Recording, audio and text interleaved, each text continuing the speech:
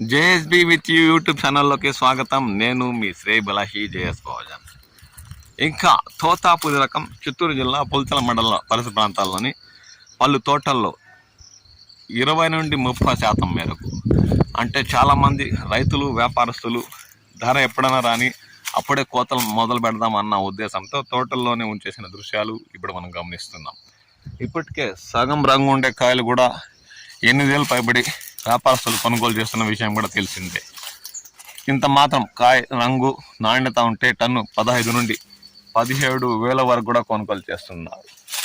అయినా కొందరు వ్యాపారస్తులు 20,000 దాటితే తప్ప మంచి నాణ్యత రంగు ఉండే కాయలు కోతలు మొదలు పెట్టకూడదు అనే ఉద్దేశంతో తోటల్లోనే ఉంచేశారు. చూడండి, కేజీకి 2 కిలోలకి 3 అంటే 750 గ్రాముల పైబడి 800 బరువు మరియు రంగు ఉన్న ఇలాంటి తోతాపూరి 17 నుండి 18,000 దామోదర పరిసర ప్రాంతాల్లోని మండీల వద్ద కొనుగోలు చేస్తున్నట్లు రైతులు పేర్కొంటున్నారు. అయినా వ్యాపారస్తులు ఉంచుకున్న తోటలు కాబట్టి వారు 20,000 దాటితే తప్ప తోతాపూరి రకం కోతలు మొదలు పెట్టడం అనే ఉద్దేశంతో చెట్లల్లోనే ఉంచేసిన దృశ్యాలు గమనిస్తున్నాం. మంచి నాణ్యత, బరువు, కేజీ తూగే కాయ చూడండి, కేజీ తూగే కాయలు ఉండే కాయలను అలాగే తోటల్లో ఉంచేశారు.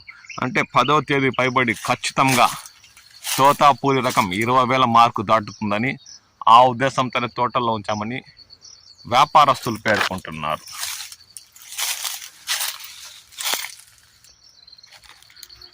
ఇంకా కాయలో పచ్చదనం అంటే గట్టిగా ఉండి 70% పక్వమే. ఇంకా వారం 10 రోజుల్లో ఈ తోతాపూరి తోటల్లో ఉన్న వ్యాపారికి కూడా ఎటువంటి నష్టం ఉండదు. అంటే 1 అరకాయ 90% పక్వాసన వచ్చిన కూడా ఉన్నాయి.